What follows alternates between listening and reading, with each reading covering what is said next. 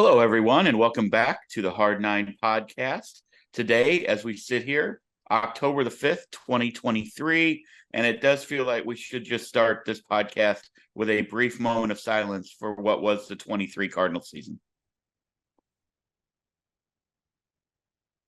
All right, that's enough respect to give to the 23 season. Now it's time to move forward to 24. A lot to talk about here as we wrap up what just happened over the last 6 to 8 months. When we sat here in March, when we sat here in February, when we sat here in January, the optimism was high. Where we sit as of right now, how do you feel as a Cardinal fan? Well, obviously, I feel like the season was a complete and utter failure, disaster, embarrassment. Can't happen again. Like those are all of my feelings. Like I don't want to let any of the front office and players for that matter, because I feel like they've gotten kind of an easy pass here. Some of the players had, and we'll get into a couple of them probably today, had really disappointing seasons that, if they were better in March or April, who knows? Who knows? Maybe they're able to middle like they have the last decade into the trade deadline and then find a way back into the postseason. But I'm not giving anyone a pass this year. Like what it was just unacceptable. You can't be in St. Louis doing that. Like I know we kind of laugh at the Cardinal way and sometimes it's a little silly, but it is real. Like this is a franchise and a fan base that deserves better than what they were given this year. And I think that's where I'm landing is, it's on the decision makers to make sure this doesn't happen again. Well, let's start with those decision makers who are now not going to do a presser for at least probably another month because, in their words, there's nothing to talk about. That's paraphrased, even though I did throw the air He quotes said there. no Still news. paraphrasing. There we No go. news. There we go. Bro, you got a lot that you should be talking about right now. And I understand the fan base. It's like, well, what were they really going to tell us? That's not the point. The point is stand up there like a man and take questions from the media over the absolute disaster shit show of a team that you put out there, you and your buddies. Like that's what needs to happen. Yeah, it's kind of infuriating because if you truly understand what you need to do this offseason to make sure this doesn't happen again, you would be talking. You would have talked already. Like I don't really get it. Even if there's like a reason, I keep seeing people like, well, maybe there's some coaching staff changes that they want to iron out before they talk, and that could be fair. That might be the case. I don't even care if that's the case because all you have to do is answer questions about what you just did and how poorly the team you constructed played and what you're going to do in the offseason to address it. Now, there are questions that need to be answered right now. What Wilson Contreras being at the top of that question. What's the future with Wilson Contreras? Because they've had multiple opportunities to give us clarity on him either being the catcher or not being the catcher next year. They haven't done that. Obviously, we know that they're going to go after pitching, but Mo's already starting to walk back how many pitchers they're going after. It's a disaster, and I don't understand. It's just a lack of awareness of the disconnect from the front office and the fan base. It's never been like a wider gap, I don't think, in my life between the front office and what they think the fan base, like what they think of the fan base right now, and what the fan base thinks of them. Worst season this year since 1990, I think is what I saw. I remember those years. I remember the 1990 season. I remember going over to getting those $5 bleacher tickets and sitting literally wherever you wanted in the stadium because no one was there. I remember those lean years. And here's the thing that I think is most frustrating to Cardinal fans is I don't. This is I shouldn't speak for the entire. Like I'm not trying to speak for everyone. So I will speak for me as a Cardinal fan, and I do believe there are many who express the same sentiment. I do not trust Bill DeWitt Jr. and John Mozeliak to do what needs to be done to make this not just a team that can compete in the NL Central, but a team that can play into the second, into the third round, and maybe even into a World Series. I honestly like if you look back on Mo's track record, the wins are there. We know that. They also played in a terrible division where you were getting 19 games against every team. That changed this year. We saw, now I'm not saying that's why it happened. I'm just saying, like, you did build up a resume for many years, beating up on a weak schedule. I think that I just don't know that this team that this front office has what it takes to go out and make the hard decisions and to pay the price to make this team a legit title contender. Now, if you look at the top 10 this year, obviously, I'm not asking you to spend like the Padres, Mets, and Yankees. They were the top three. Not a one of them made the playoffs. And they also, but those everybody three else teams underneath spent, there sure did. those three teams spent stupidly too, so you can't do Right. that either. Like the Yankees were paying Donaldson and Rodon and all those guys that contributed nothing to the team. Yeah, I don't. I'm still curious. I don't know how big of a role Bill DeWitt plays into decision making. Like I know he sets a budget, but isn't part of Mozeliak's job to be able to get him to budge? Like be able to go to him and say we need 5 million more than your budget. Yes. Like, and there's been reports out there, if we're being fair, like Derek Gould, who I trust, has said that the word around the Cardinals is that Bill DeWitt's angry and embarrassed and is on the same page as Mozeliak with what it's going to take to make this pitching staff better. So what does that mean? To me, that means that they're on the same page of what it's going to cost to actually make the pitching staff better. But I think Mozeliak knows. Like he knows. He's a smart guy. He sees where baseball is trending. I'm sure he would love to have a $220 million payroll. Like he knows that. It's not him that decides how much money he can go spend on a pitcher. I just don't necessarily agree with your statement that he sees how baseball's He's trending. not stupid. Because we have been so far behind. That's the problem. That's why That's why we are where we are right now, because we didn't make the adjustments of where baseball was heading. And we found ourselves with a pitch to contact team that couldn't outbeat the shift. While every other organization why is that, Dad? are going to get pitchers who throw hard. We're continuing to bring in Zach Thompson and Dakota Hudson. Why? What's expensive in baseball? Please know that I understand pitching. it. Who decides how much money you spend? So are you telling me then that they went after Kevin Gausman and Bill DeWitt Jr. said don't get him? I mean, a lot of reports have linked them to Carlos Rodon. And obviously, they didn't go above and beyond on that. Yeah, I know, but that is a strikeout pitcher that at the time we would have been very happy getting on this team. So are you telling me that you think Mozeliak would, if Bill DeWitt said go sign us a $200 million pitcher, he would say no, I'd rather have Steven Matz? You think that's no, that's not what I'm saying. I guess it goes back to my thesis of what I was talking about. I don't trust either of them to do what's best to make this team where we as fans believe it should be, and people around in the national audience as well. I think what I trust them to do is to go find whatever they can do to say that we address the pitching, and they will. I don't know with whom, but they will. That this is just me right now, and I think then they will say we've done our job. And I still don't think this team wins. That's what I'll say.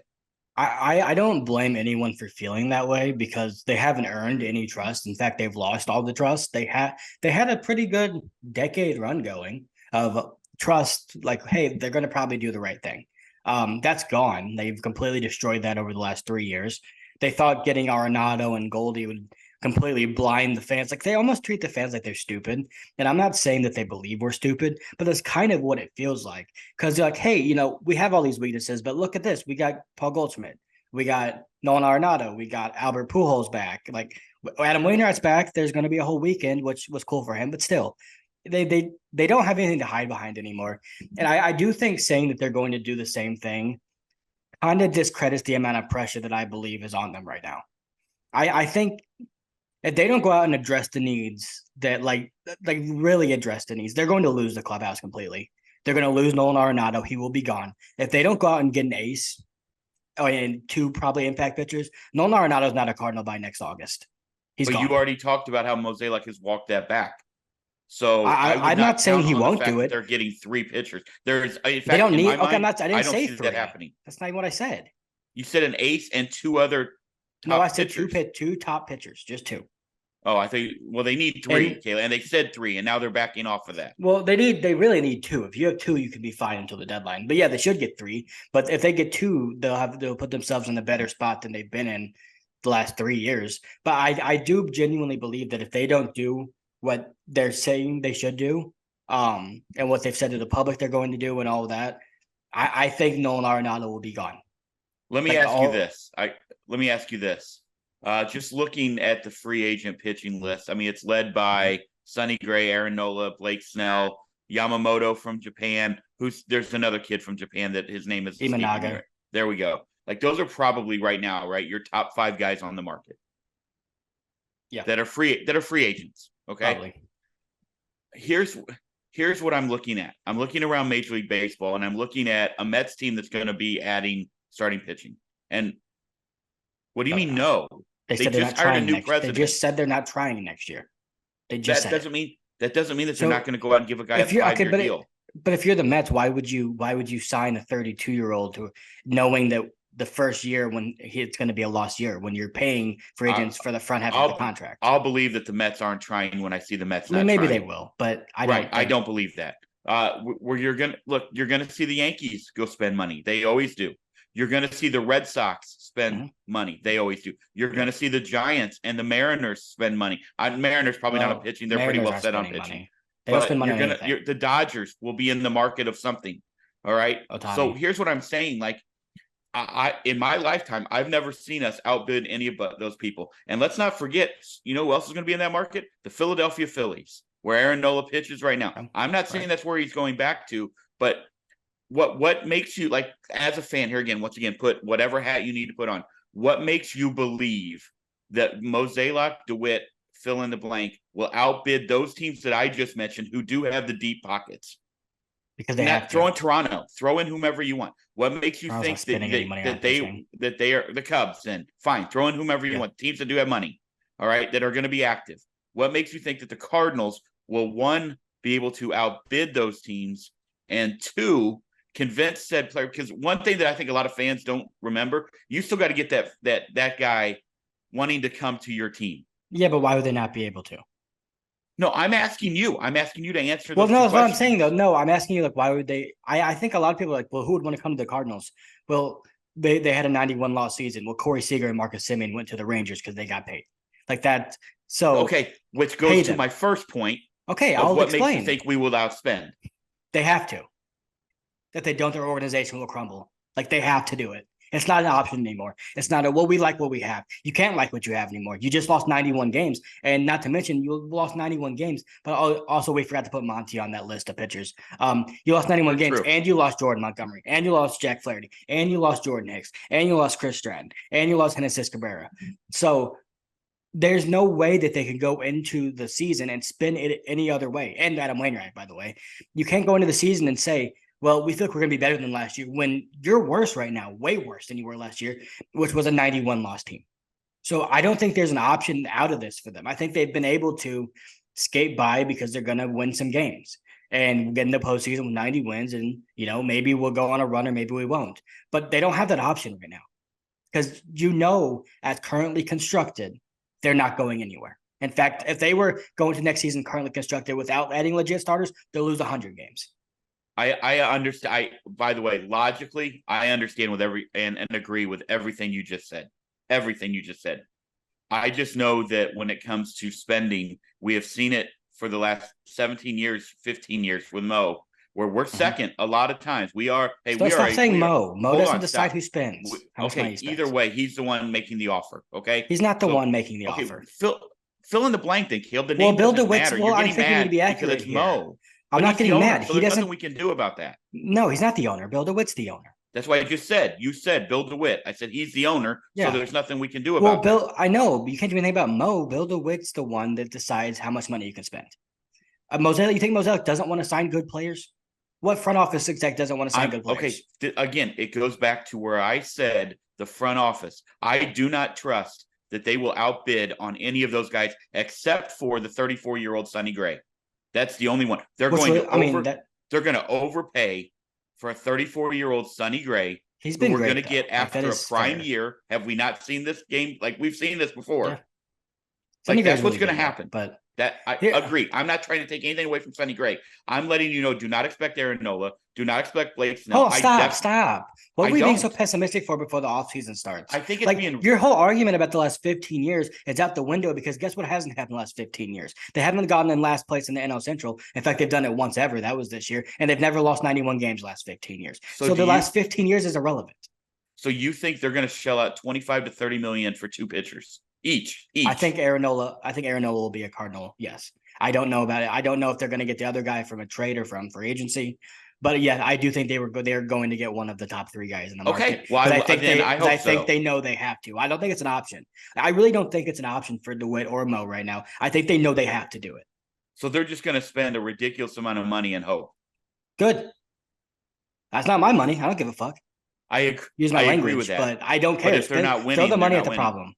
Yeah, I know, but we've said let me this. ask you this: are you I've nervous thrown about all the innings that are on Aaron Nola's arm? no, because he's done it his whole career. Like there's some guys. I think it's a positive. Some guys.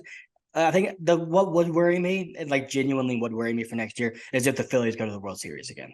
Then I'd be worried because that's a lot of innings on your arm of the last 2 years. But if they get bounced by the Braves, which is kind of what I'm expecting to happen, because I always give the rematch from the year before to the team that lost it. I don't know why. It's a mental thing.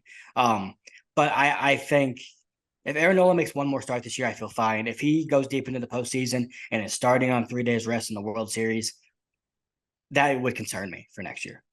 All right. Not injury wise, but production wise. I hope your optimism is right on. I'll be honest, the more that I look into this, the more nervous I am about them doing the right thing. I hope that they prove me wrong. I don't think they'll do the right thing. I think they're going to spend money, though. I don't think they're going to do the right. Dad, I'm not saying they're going to make the right moves. I'm saying they're going to spend money. But in your mind, signing Aaron Nola is the right move. You've been on that train for a while. I would love Aaron Nola, but that doesn't mean they're not going to ruin him.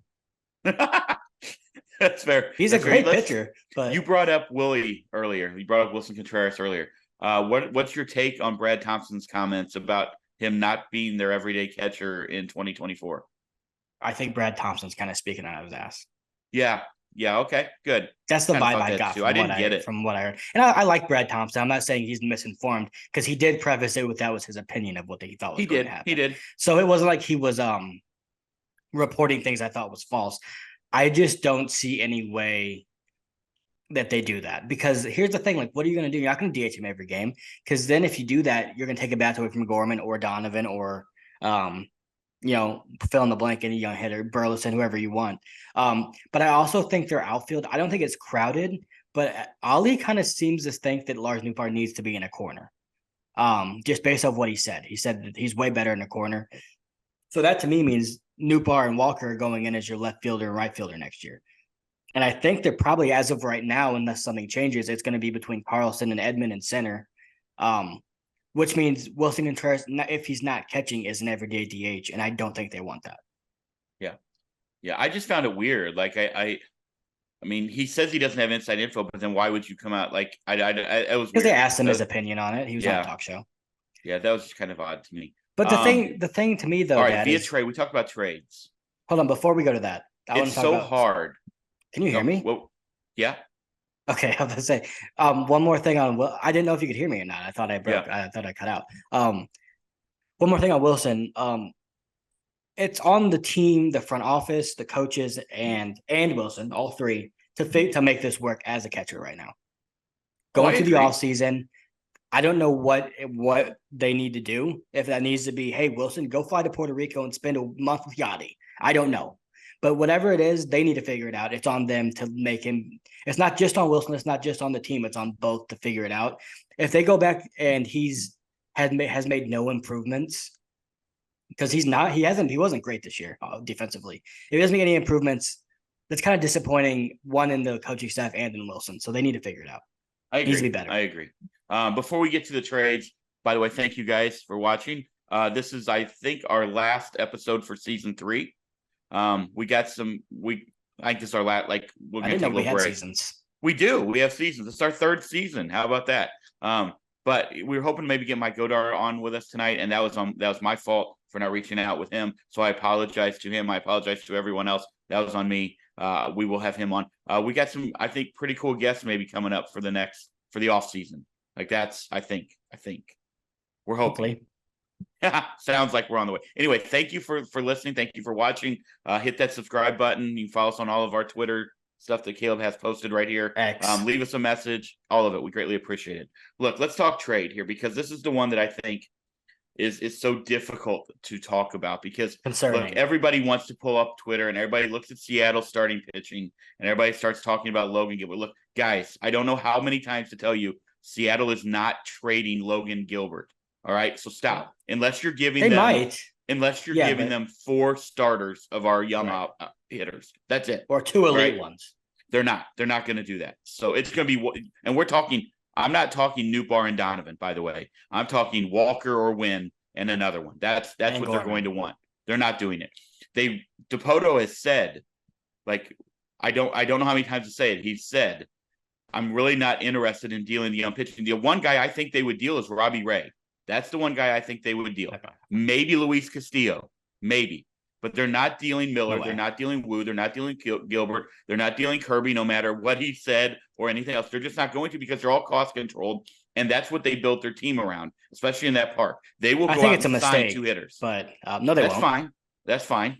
But I could see them trading Robbie Ray or Luis Castillo. Are you interested in those 2 guys? They're not trading Castillo. They just extended him. Robbie Ray, hell no. He's bad and he's getting paid a lot of money. Right. I agree. I just don't think everybody thinks that we're going to trade Nootbaar and Alec Burleson or something, or Donovan and Alec Burleson or something for Logan Gilbert. It's just not going to happen. So stop. Hold on. Also, they shouldn't. I'm so frustrated. I'm getting frustrated because what happened last time the Cardinals thought they had a surplus of something and traded a lot of it to get. They're all playing in the postseason, or were. Yeah. Well, they were. Yeah. One of them's a Cy Young winner. One of them's going to finish top 3 for the 2nd straight year. And Marcelo Ozuna is in Atlanta hitting 40 home runs. So I don't really have any interest in going down this road again we have a surplus. So we're going to trade all of that surplus for one pitcher who, pitchers are very valuable in this game, but they're also very volatile. Very few pitchers. That's what makes Max Scherzer and Justin Verlander and Wainwright and Kershaw all so very special, is because they were so consistent for so long. You trade for what if you trade Donovan and Gorman, because that was the article that came out, for Logan Gilbert, and then Logan Gilbert needs Tommy John, and now you don't have a pitcher and your offense is gone.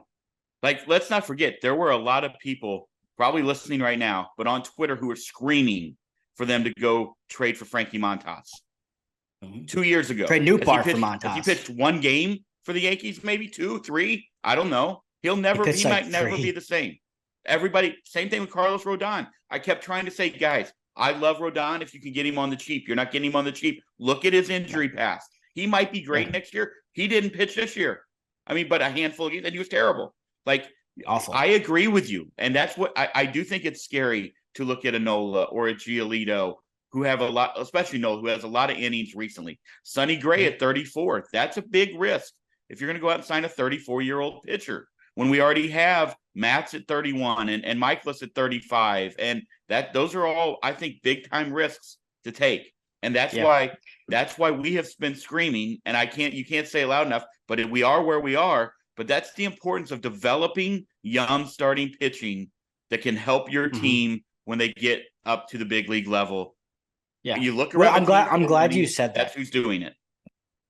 Sorry, I'm glad you said that, because I do think they're on the right track with that. And I think if you go and you pay Aaron Nola right now, let's just use him, because I really do think that's their guy that they're most likely to sign out of all the Snell, Yamamoto, Sonny Gray. Sonny Gray might be likely to. But if you sign him right now, and let's say you get 3 good years out of him and you give him 5, right? So maybe the last 2 years he's a number 4 or 5 starter, and you're just paying for the front half of the contract. I do think that TK Roby and Tink Hintz and what they're doing in the minor leagues right now and the caliber of arm they are is incredibly exciting. And it's on the Cardinals to develop those two to be the frontline starters that they're capable of being. Like Arizona unlocked something in Zach Gallen that I'm not sure the Cardinals would have unlocked. Same with Alcantara. The Cardinals have to develop those 2 guys because they have as electric of stuff as we've seen in a long time in this organization. So they're on the right track. But if they can develop those guys and you go sign Aaron Nola, and maybe in 3 years he's not very good anymore. Maybe he's just fine. Well, if TK Roby and T. Kent are not coming into their own, kind of makes it up for you. So I agree. They're in a tough situation right now, though. We haven't had a guy like that come up and do that since really, honestly, a lot of that's injuries. Like what Alex Reyes and Jack Flaherty have been without injuries. Who knows? Agreed. I agree. I'm just saying it still hasn't happened here. That also shows we thought it would happen. That also shows you why you don't trade Nolan Gorman for Brian Wu, because we thought Alex Reyes was going to be way better than Brian Wu. We think it could be. And Alex Reyes got hurt because he's a pitcher, and your body's not meant to throw baseballs that hard. So Yep. that's where I'm Agreed. at. Pitching, which is what's so scary because pitching. That's what they need. So I can't be angry that that's what they're going after. But they've got to be smart about it. Like that's why I think you go get Aaron Nola. It's a lot easier to deal with a bad free agent contract than it is to watch Nolan Gorman hit 50 home runs for the Seattle Mariners next year. I'm not dealing. I've already said this. I'm not dealing Gorman, Donovan, or New. I'm just not. No, well, there's no reason to. Like if you ask, like they put themselves in this hole. They can't just get out of it by now. I said something, I think it was on your post on Twitter earlier about robbing Peter to pay Paul, and the guy's like, well, we got a lot of Peters. No, we don't. Actually, we do not.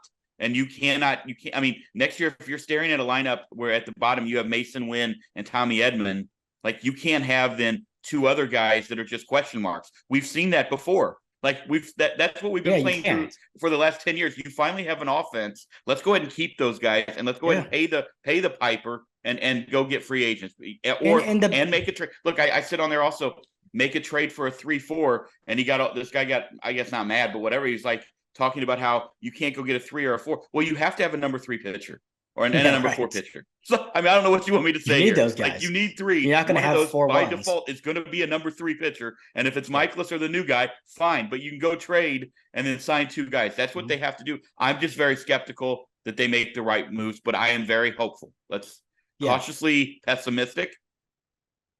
Cautiously optimistic is the term. I'm not. That's but I do want to get to what you just said about Tommy and Mason Wynn because I think that's interesting.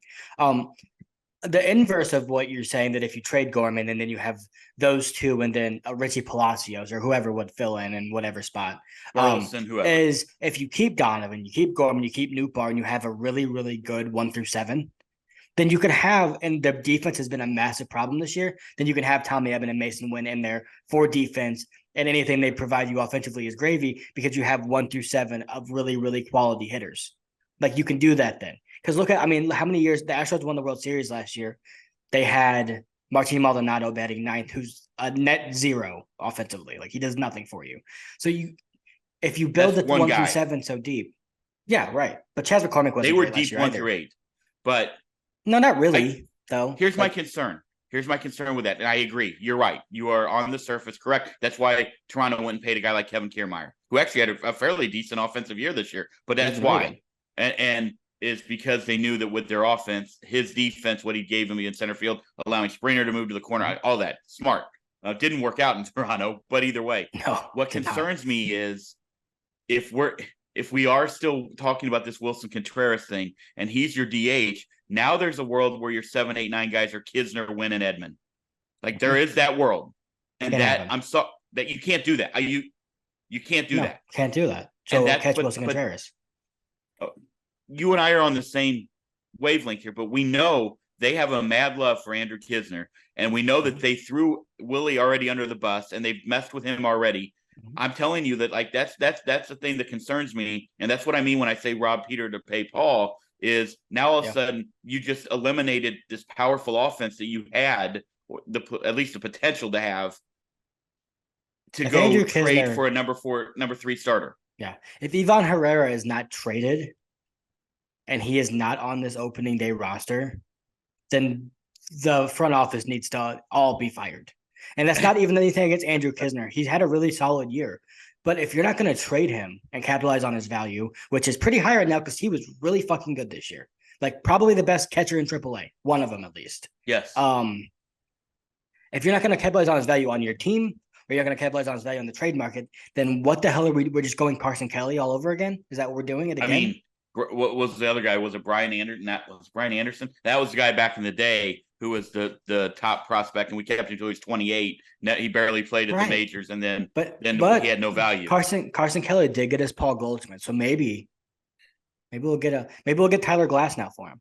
Okay, let's move on for just a little bit because I do think we've gone long enough on what we think they'll do. We can talk about this for the next 4 months because there's a lot coming. We have no idea because Mo won't speak to the press, so we don't know what that is. However, I do think we have to give our mad props to number 50, Adam Wainwright, getting 200. We talked on here quite often. We were pretty skeptical that 200 was going to happen.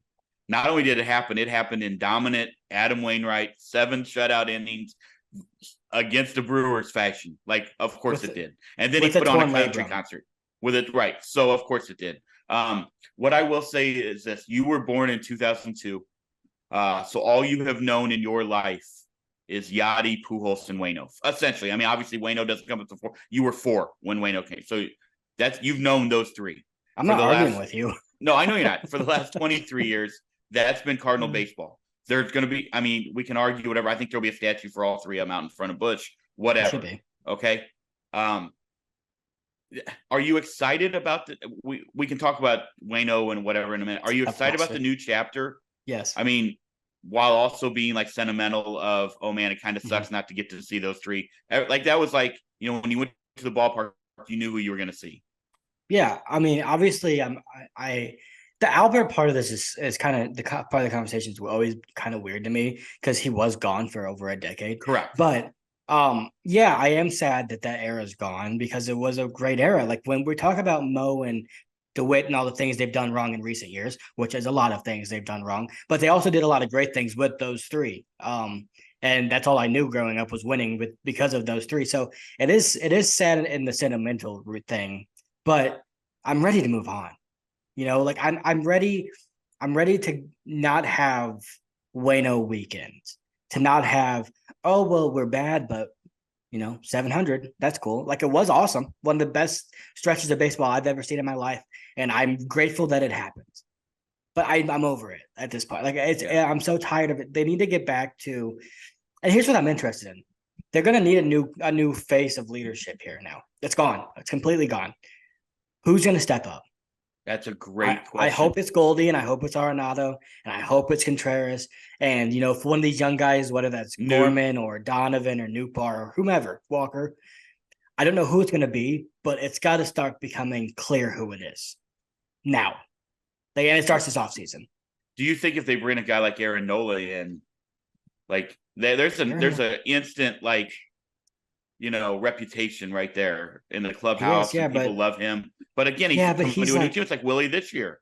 He's also mal-tempered. I've never heard that guy say anything. Yeah, no, probably true. But what's his voice sound like? No idea. Well, he's from down here, so probably Cajun. But that's true. He did say he's a Saints fan, so that's cool. Yeah, it's going to be so interesting.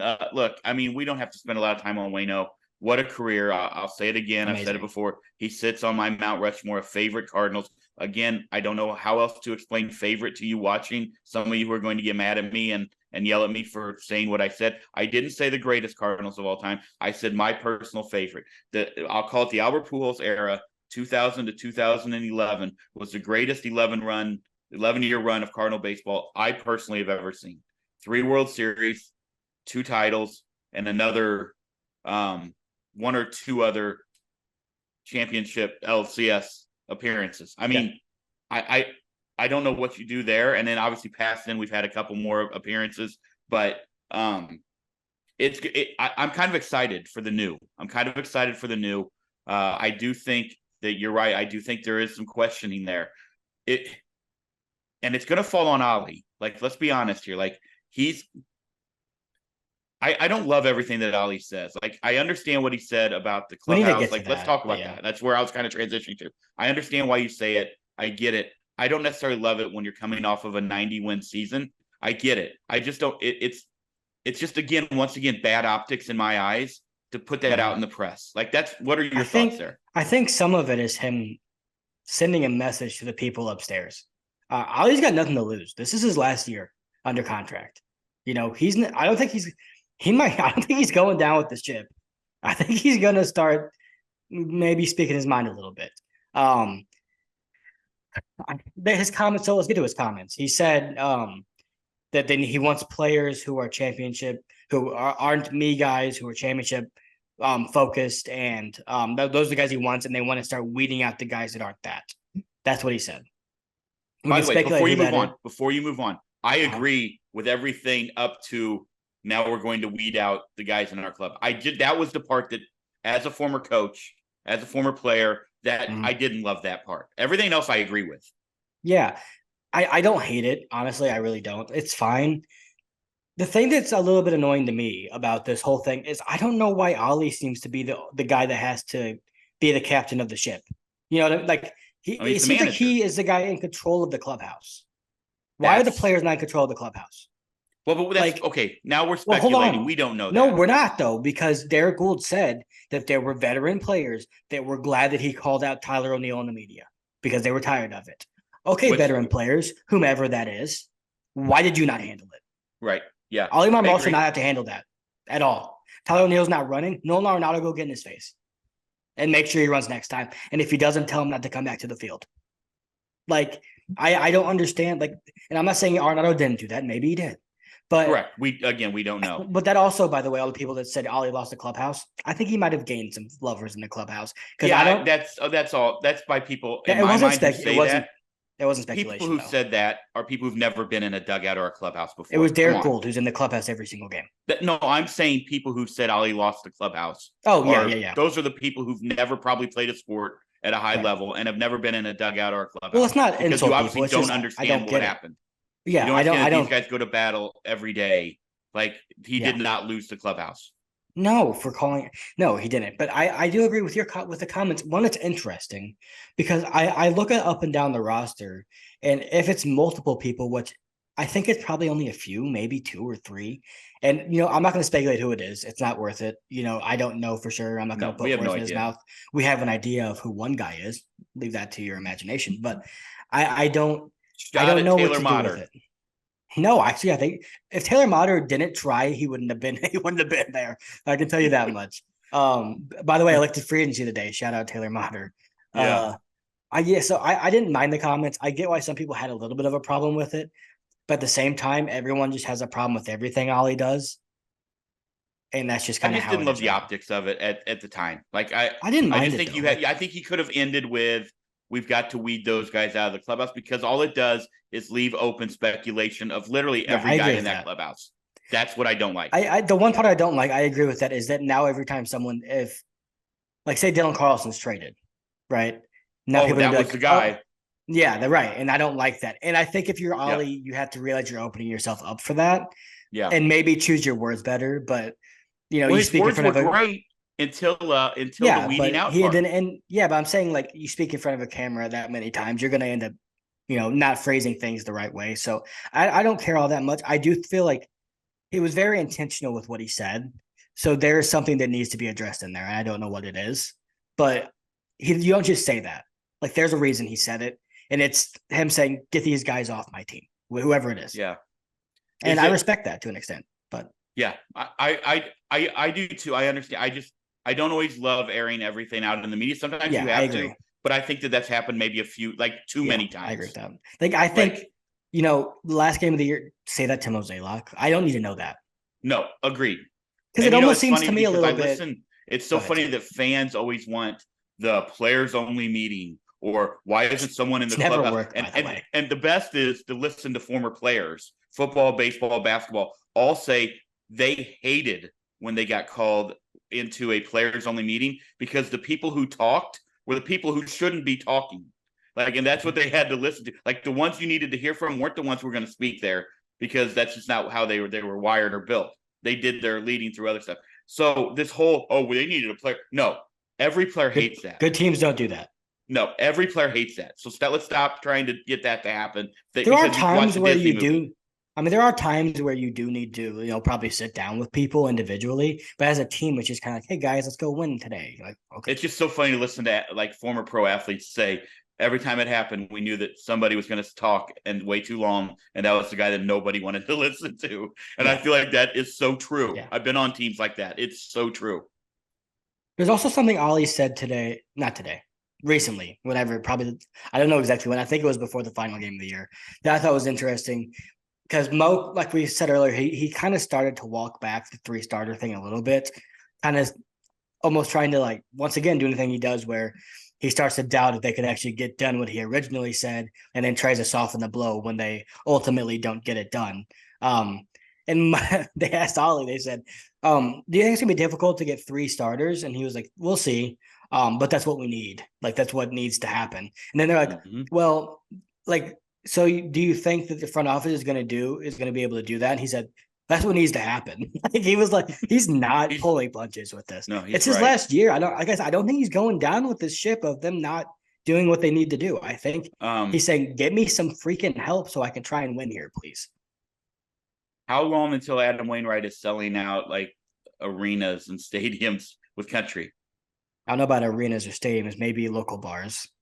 Okay, so you think he'll sell out the Oyster Bar? I don't think, yeah. Oh gosh, yeah. I don't think he's quite at Yeah. Zach Bryan level quite yet. What I know about Adam Wainwright is if he's going to put his mind to it, it's going to probably end up being pretty good. I did not listen to the concert. Like I didn't, so I don't have any like point of reference there. Wasn't my type of music, but good for Wayno. Yeah, good for Wayno. Yeah, it's just this is a wild stat. I think opening day next year will be the first game since October 16th of 2000 to not feature Pujols, Molina, or Wainwright in the dugout. How about Crazy. that? 23 It's years. crazy. I will say it. They're the three. I mean, three of the top five maybe greatest Cardinals that I've seen. I mean, I think that's fair. I mean, I think you have to. Top I four. have to throw Ted Simmons in there. He's in the Hall of Fame. Bruce Suter's in the Hall of Fame. I mean, I don't know where I put. Obviously Willie is my favorite Cardinal of all time. Yeah, Willie has to be above both of those. He guys. has to be in that. He was not above Pujols or Molina or Simmons or I'm talking about Bruce Suter. Suter. They're in the Hall of Fame. How many MVPs did they win with the Cardinals? How many World Series? He only won one World Series and an MVP. And went to two World Series. I'm just saying. Whatever. We don't have to get in that conversation. And Ozzy. Obviously, Ozzy is in that list too. Yeah. No offense, Ozzy. Okay. No offense, Ozzy. Do not do this again. Stop shit on Ozzy. All right, I'm not. let's get to the postseason real quick, and then we got to get out of here because I got stuff to go. Yeah. Okay. You don't have anything to do. I do. I have to go. Before we get to that, a guy I never got to see, a guy you never got to see, but sad about the passing for Brooks Robinson. My dad always said until Mike Schmidt came around, Brooks Robinson was the greatest third baseman he'd ever seen. I think a lot of people put him on that Mount Rushmore of greatest third baseman of all time. I think deservedly so. And I think that, Mr. Oriole, I mean, I think of Cal Ripken with the Orioles, but people, the generation above me, think of Brooks Robinson. Yeah. I mean, he's the greatest fielder to ever live, maybe. Is that true? Like fielder? I mean, it's him, it's Ozzie Smith, and it's Arenado's getting there maybe, but I think it's those two. Ozzie Smith and Bruce Robinson, probably the top two fielders of all time at their positions. Interesting. I wonder whose defensive WAR is higher, Robinson or Schmidt's? Because Schmidt was so damn good. Bruce Robinson has the most Gold Gloves ever, right? Yeah. Well, did you see the picture where he's like standing next to him? Yeah. And there's like 13 of them or something like that, 15 of them. Yeah, he's incredible. Anyway, he's incredible. Yeah. So let's get to it. Let's get to the playoffs. The DS was a fucking dud, and MLB baseball hasn't happened yet. Well, you know what? Sorry, the wild card. My apologies. The wild card dud. Not a lot of great storylines. One good series. Let me say two things about this, and I'll let you go. One, we have to go to Philadelphia to see a postseason game. That place is fucking electric. I've been in Busch Stadium many times for postseason games. It's awesome. It is nothing like that. That's like a college football environment right there. I love it. We got to do that. Two, can we get Major League Baseball to reseed after this round? This is every other sport does it. I will never understand why they don't get out of their own way. I don't understand it at all. I just don't understand it, especially when you give the first two a bye. So if you're the division winner, you're the three. Right. I get that you would play the two. That makes sense. But what if you lose? None of it makes sense. That is so easy to just reseed it. Yes. Every you make it make sense? Because there is no reason that the Phillies should be playing the Braves. No, I'm glad they are because it's gonna be fun. But I think it's so dumb because there's no reason to not just be smart about it. Like the NBA doesn't have reseeding because they don't have buys. Okay, got it. Makes sense. The NFL has reseeding because they have buys. The NHL has reseeding. I thought the NBA does reseed. They don't need to. They don't have buys. Yeah, but I thought they still did. I still thought like if an 8-1, they would play the two, not the. Do you know what I'm saying? Do they? I don't think they do. I think they do. I could be wrong. I could be wrong on that, but I thought that they did.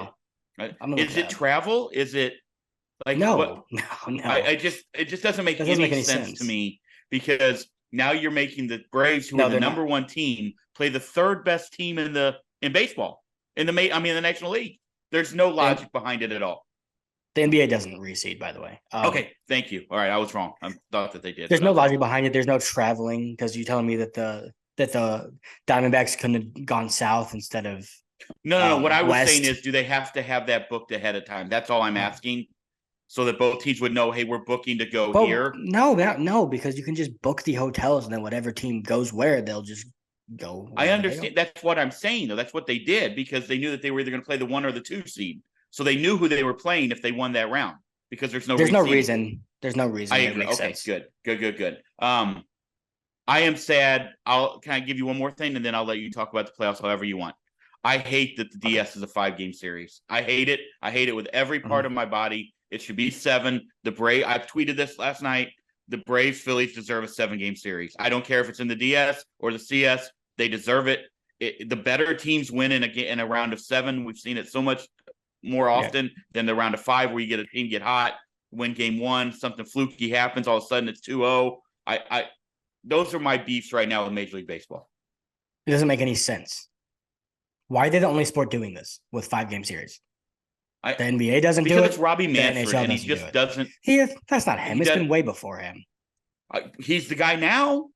Okay, well, it wasn't him that implemented that. He just has. I understand that, but change it. Let's fucking change it now. Also, I don't. Are the playoffs watered down now? I'm not going to say that. Miami Marlins weren't a playoff team. I'm just going to say it. No, but neither were the Cubs, Reds, or whoever was going to get in. That's proving my point. Well, I mean, no one in that area was a playoff team. So what would you like? The Toronto Blue Jays weren't a playoff team. Go back to the 3 winners, and they're not going to do that. It's too much money to be made. So it's irrelevant. It's fine with 10, and then you go to 12. If they're watered down. It's irrelevant. The money I get is that, out there. But here's the thing, though, because the Phillies were a really good team last year. Well, actually, they weren't, though. They were a crappy team that went on a run, and now they're great because they have all the confidence in the world. But so that was cool. So that kind of proved why 6 teams was fine. And I don't really have I'm not really that angry about it at all. But the Miami Marlins aren't a playoff team. Do you think that it's more that we're really seeing the haves and the have-nots now in baseball? Like it was this way in football for a while with the Patriots and some of the Broncos there for a while. It's been this way, and it wasn't that way in basketball, especially when you had the Warriors on their peak. Before that, you had the Lakers on their peak. You had the Bulls on their peak. Do you think we're just seeing now the separation in baseball is becoming wide, the gap? Like if you look at the NFL right now, I mean, honestly, there's a few blowouts here and there, but what is the word I'm looking for where there's a lot of the same? Oh, goodness. What? When everything's kind of the same. There we go. But the parity, it seems to be better. College football with the NILs, we're seeing that a lot. Do you think that maybe the parity in baseball, when you look at the payrolls, the disparity is massive? Yeah, here I would say no, because one, like we just said, the 6th seed last year went to the World Series. So that's a reason now. And also like the Rays 99 game winners, and the Mets, Yankees, and Padres weren't even close to making the postseason. So I would say no. Okay, that's good. Yeah. I just think I think the Brewers were just cursed. Like if you really want to look at it. No, they're not cursed. They're a bad organization that doesn't. But when Corbin Burns had been dealing, and then you get Woodruff hurt. I mean, that's a bad one. What happened? Oh, by the way, as we're speaking, what happens to Craig Counsell? Is he the next Mets coach? Yeah, I think so too. Yeah, I mean, why not? I hope he is too. He deserves that. I hope he deserves to go be on a team that wants to win. Yeah, but he is like he's such from the Milwaukee area. He's beloved there. He's a legend. He's already, in my opinion, he's probably already knocking on the door of Cooperstown as a coach. You don't get Cooperstown. What manager has ever been without winning? I agree. I get it. I understand that. I said knocking on the door. Right. If he goes to New York, he'll get in. Do you think really? You think the Mets win? Like you just said, they're not trying next year. They'll win eventually. Under Steve Cohen, eventually he'll figure it out. I personally, as a baseball fan, I'd like to see him stay in Milwaukee. I'd like to see Milwaukee shell out the money to keep him there. They won't. That's not what I said. They won't even shell out money to fix their broken stadium. All right, let's go. So anyway, let's talk about that. Okay, let's go quickly through this. Gone. Brewers gone. Yeah. I was kind of rooting for them because of Devin, but when they lost, I was okay. I love Arizona, so that was good. The Phillies just fucking destroyed the Marlins. Dude, Also, you know what? Shout out to the Rangers. Shout out to my boys in the Arlington area there, in the Fort Worth, Texas, Fort Worth, Arlington, wherever that stadium is. Shout out to them because, like, what a collapse on the way. Like, honestly, to lose the division, then to have to travel to Tampa, where, by the way, there were 20,000 fans at a major league baseball. Hey, Robbie, we got to fix it. Hey, let's stay on topic here. Well, that's part of it. It all goes together. But I'm getting confused. Now I forgot how. But shout out to the Rangers, and I think the Rangers are hot right now. They're gonna get destroyed. I don't think so. They have the worst pitching in the playoffs, and it's not even close. Monty was good, and Eovaldi was. They're gonna start Dane Dunning game one of the ALDS. Well, they're gonna have to. Piggybacked by Aroldis Chapman and Jose Leclerc. Okay, the Diamondbacks win a bullpen game in game one of the playoffs. Yeah, because they faced who'd they face, Dad? They faced Corbin Burns. No, they faced the Brewers' shitty offense, who had Carlos Santana and Mark Canha batting 3-4, telling me about a competitive fucking team. No. What I will say about this is, and I love the Orioles, so like I'm all over the place. I get it. I understand that. I that's going to be a tough one. But when you look, it's not like the Orioles are running Jim Palmer out there in game one. Stop it. Oh, hold on. Kyle Bradish and Grayson Rodriguez are 1-3 in the AL and ERA since the All-Star break.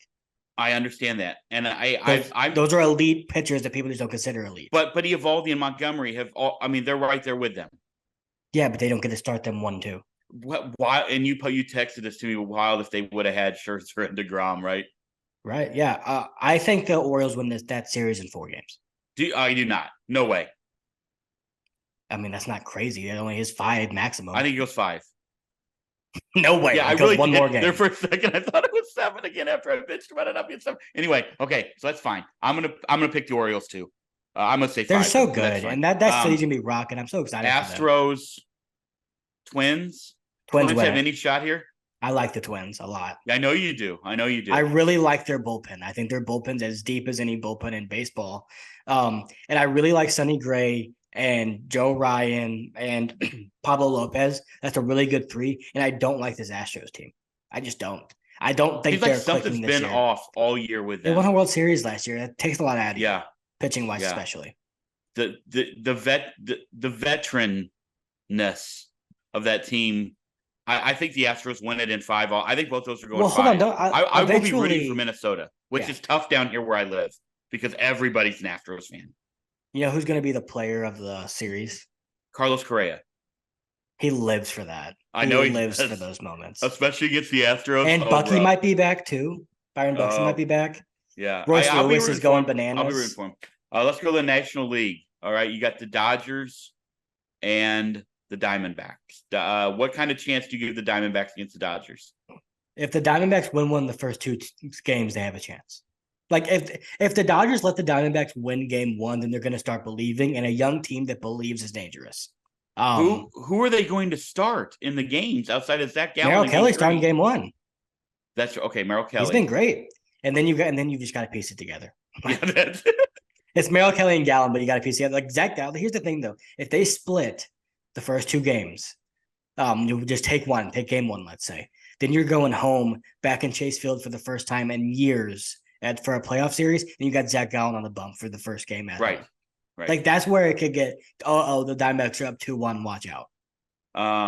Philly, the must see. But I'm picking the Dodgers though. Okay. All right. Same. But I think the Diamondbacks can put up a fight. I do. I'm taking Dodgers in 4. I think it goes 5. Okay. All right. The series that we again deserve 7. Can we just make that one 7? If all the other ones have to be 5, I want 2 more games for that. Who are the Phillies going to throw game 1? Is that Taijuan Walker? I would guess. I would guess that too. Maybe Ranger Suarez. Come back with Wheeler in game 2. Ranger Suarez has been pretty good. I think the Braves. I mean, it's impossible to bet against the Braves because they are the best team in baseball. Best lineup. I mean, they've got Strider, Morton. They've got the best Fried. offense of all time. Their bullpen is a little shaky. I think it's not as good as it was maybe 2 years ago. Where do you stand on this? I think both teams have severely flawed pitching staffs. Yeah. Severely flawed. I don't like either pitching staff right now. And it's not that I like the Braves personnel. I don't like where they are health-wise. That's what I'll say. Like we saw Strider burn out last year, and he got even more innings this year. So that is a concern for me. Max Fried's coming back from a hand issue, which is obviously a concern. I think the Braves win it. I just do. I don't know. It's always this way for me. If a team like the Phillies beat the Braves last year, if they meet them again the next year, I always pick the team that lost. Yeah. It's like a thing for me because I don't think they're going to lose twice in a row. I would be worried if I were the Braves and I split at home. I don't want to go to Philadelphia.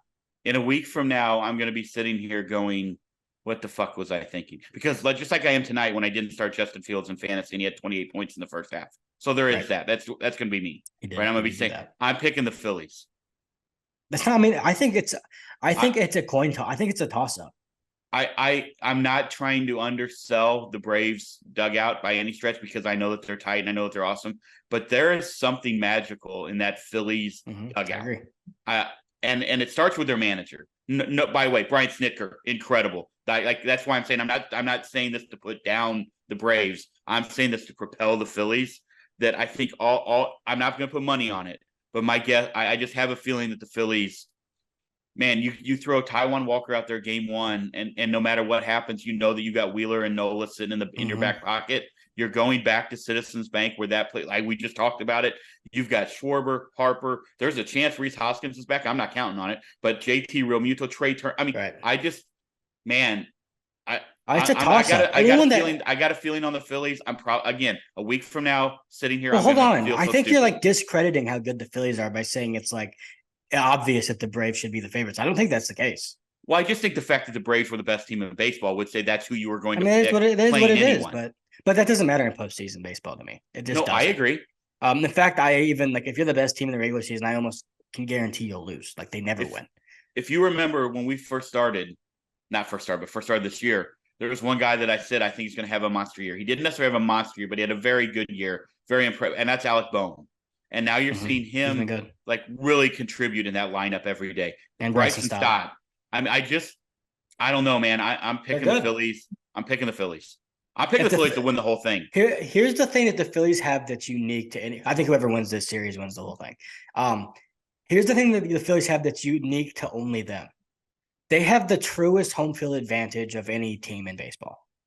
If you're the Braves, you really don't want to split and have to go to Philly, where your series could end on the road. You really don't want that. Agreed.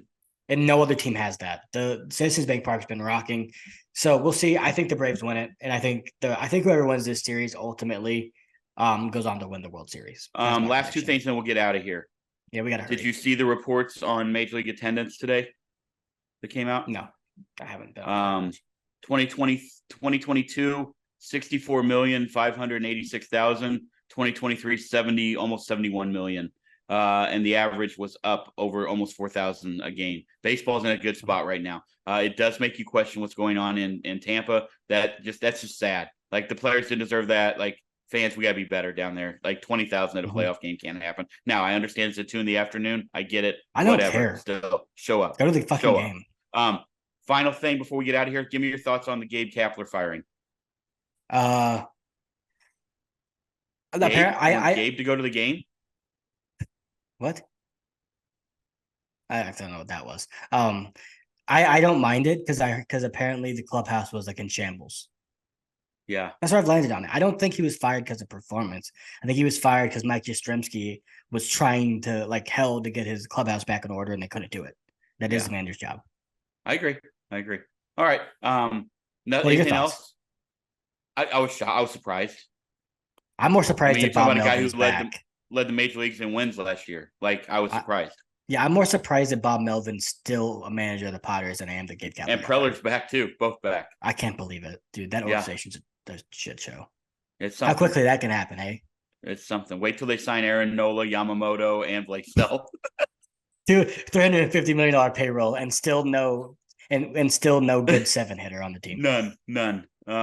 All right. Well, it's going to be interesting to watch the playoffs the next week. I'm excited for it. You got college football going on. You got the NFL going on. I said Justin Fields because I have no clue what I'm doing in fantasy anymore. So here we are. Yep. Once again, guys, thank you so much for watching, for listening, wherever you are, Apple, Spotify, YouTube. Thank you so much. Hit that subscribe button. We appreciate it. And we will be back before you know it. Hopefully we got some pretty good guests lined up coming up soon. So we will talk to you soon, and go Cards.